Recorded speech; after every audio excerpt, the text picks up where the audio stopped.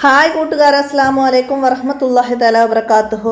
പൊതുപരീക്ഷ കഴിഞ്ഞ പല വിദ്യാർത്ഥികൾക്കും എങ്ങനെയാണ് മാർക്കൊക്കെ ലഭിക്കുക? 80-ലാണല്ലോ എക്സാം പേപ്പർ ഉള്ളത്. അപ്പോൾ എങ്ങനെയാണ് നമ്മുടെ മാർക്ക് 100-ലേക്കാകുന്നത് എന്നൊക്കെ അറിയാൻ ഒരുപാട് ആകാംക്ഷയുണ്ട്. ഒരുപാട് പേര് കമൻറ്റ് ചെയ്യുന്നുണ്ട്. അവർക്ക് വേണ്ടിയിട്ടുള്ളൊരു വീഡിയോ ആണ്, ഉപകാരപ്പെടുത്താം. നമുക്ക് ഒരു വർഷത്തെ ഒരു കുട്ടിയുടെ മാർക്ക് ലിസ്റ്റിൻ്റെ ഒരു ഭാഗമാണത്. 5ാം ക്ലാസ്സിൻ്റെ മാർക്ക് ലിസ്റ്റാണിത്. പിന്നെ 7-നും 10-നൊക്കെ അതിൻ്റെ ഓരോ വിഷയത്തിനനുസരിച്ച് മാർക്കുകളിൽ മാറ്റങ്ങൾ വരും. അപ്പോൾ അവർക്ക് സബ്ജക്റ്റുകൾ വരുന്നത് ദുറൂസുൽ ഇസ്ലാം 1, ഫിഖുൽ ഇസ്ലാം, തജ്വീദുൽ ഖുർആൻ, ദുറൂസുൽ ഇസ്ലാം 2, പിന്നെ ഖുർആൻ പ്രാക്ടിക്കൽ, പിന്നെ അവിടെ റിമാർക്കാണ് കാണിക്കുന്നത്. അങ്ങനെയാണ്. അപ്പോൾ ഇതിൽ നമുക്ക് 600-ലാണ് 6 വിഷയങ്ങൾ വരും.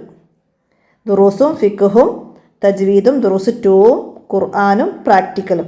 ഇങ്ങനെ 6 വിഷയത്തിന് 100-ൽ 600-ലാണ് മാർക്ക് വരിക. അപ്പോൾ ഇവിടെ ലഭിച്ച മാർക്കുകളൊക്കെ ഒന്ന് നമുക്ക് നോക്കാം.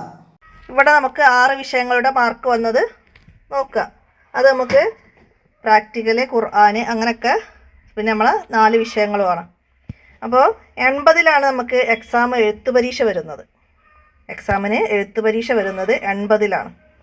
പിന്നെ നമ്മൾ അർദ്ധവാർഷിക പരീക്ഷയുടെ മാർക്ക് നോക്കൂ. അർദ്ധവാർഷിക പരീക്ഷയ്ക്ക് ഫുൾ മാർക്കുള്ളൊരു കുട്ടിക്കാണ് 10 മാർക്ക് അവിടെ നൽകുക. അപ്പോൾ 80 മാർക്കുള്ളത് നമുക്ക് 90 മാർക്കാവും അവിടെ. അതുപോലെ നമുക്ക് അസൈൻമെൻറ്റ് ഉണ്ടാവും, എഴുതി കൊണ്ട് ചെല്ലാൻ. അസൈൻമെൻറ്റ് ഓരോ വിഷയത്തിനും ഓരോ അസൈൻമെൻറ്റ് വീതം തരും. അത് എഴുതി ഫുള്ള് നീറ്റായിട്ട് എഴുതിയാൽ അതും 10 മാർക്ക്. അങ്ങനെയാണ് നമുക്കവിടെ 100 മാർക്ക് ഓരോ വിഷയത്തിലും വരുന്നത്. അതിൽ ഇനി എന്താണ് A+, എന്താണ് ഫസ്റ്റ് ക്ലാസ് എന്നൊക്കെ നമുക്ക് ടോപ്പ് പ്ലസ് എന്ന് പറഞ്ഞിട്ട് നമ്മുടെ സിലബസിൽ ഇല്ല.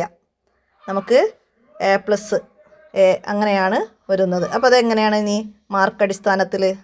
ഒരു കുട്ടി പൊതുപരീക്ഷയിൽ ജയിക്കാൻ 40 മാർക്ക് വേണം. അത് അസൈൻമെൻറ്റും അർദ്ധവാർഷിക പരീക്ഷൻ്റെ മാർക്കും കൂട്ടി കുട്ടിക്ക് 20 മാർക്കുണ്ടെങ്കിൽ ഇതിൽ എഴുത്ത് പരീക്ഷയിൽ 20 മാർക്ക് ഉണ്ടായാൽ മതി. ആ കുട്ടി 40 മാർക്കിൽ ഒരു വിഷയത്തിൽ വിജയിക്കുന്നതാണ്. അപ്പോൾ ആ കുട്ടിക്ക് D ആണ് അവിടെ. 40 മാർക്ക് ലഭിക്കുന്ന കുട്ടിക്ക് D. പിന്നെ 40 മുതൽ 50 വരെ കുട്ടിക്ക് C ഗ്രേഡാണ്. പിന്നെ 50 മുതൽ 60 വരെയുള്ള കുട്ടിക്ക് ലഭിക്കുന്നത് C+. 50 മുതൽ തന്നെ 51 കേട്ടോ.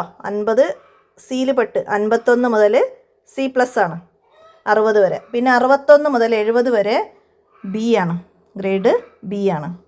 പിന്നെ 71 മുതൽ 80 വരെ B+. പിന്നെ 81 മുതൽ 90 വരെ ആ കുട്ടിക്ക് A. 81 മുതൽ 90 വരെ A.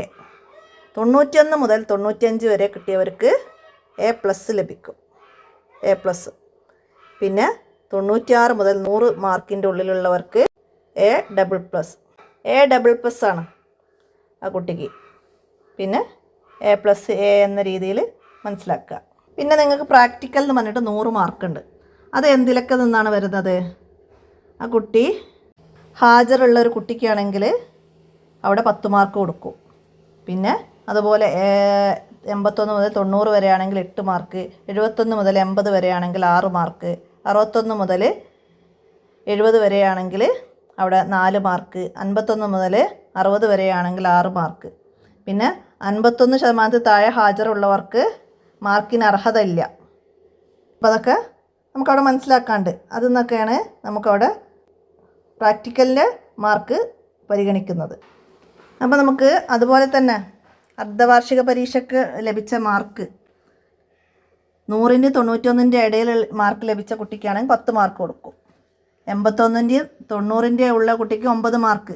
അപ്പോൾ അവിടെ അതിൻ്റെ കാര്യങ്ങൾ ഞാനിവിടെ പോസ്റ്റ് ചെയ്യാം, അതൊന്ന് മനസ്സിലാക്കിയാൽ മതി. പിന്നെ അപ്പോൾ ഹാജറിൻ്റെതും നമ്മളെ മുൻ വർഷത്തെ എക്സാമിൻ്റെതും ഒക്കെ മാർക്കുകളൊക്കെ നോക്കിയിട്ടാണ് പിന്നെ നമ്മുടെ പ്രാക്ടിക്കൽ, നമ്മളെ നിസ്കാരം, പിന്നെ നമ്മളെ കുട്ടിയുടെ വേഷവിധാനം, കുട്ടിയുടെ സ്വഭാവം എല്ലാം പരിഗണിച്ചിട്ടാണ് നമ്മൾ പ്രാക്ടിക്കലിൻ്റെ മാർക്ക് നൽകുക, ഹാജറൊക്കെ നോക്കിയിട്ട്. അപ്പോൾ അതൊക്കെ പ്രകാരമാണ് എല്ലാവർക്കും മനസ്സിലാക്കാം. അപ്പോൾ ഇന്നത്തെ വീഡിയോ ഇവിടെ അവസാനിപ്പിക്കുകയാണ്. അസ്സലാമു അലൈക്കും വറഹ്മത്തുള്ളാഹി.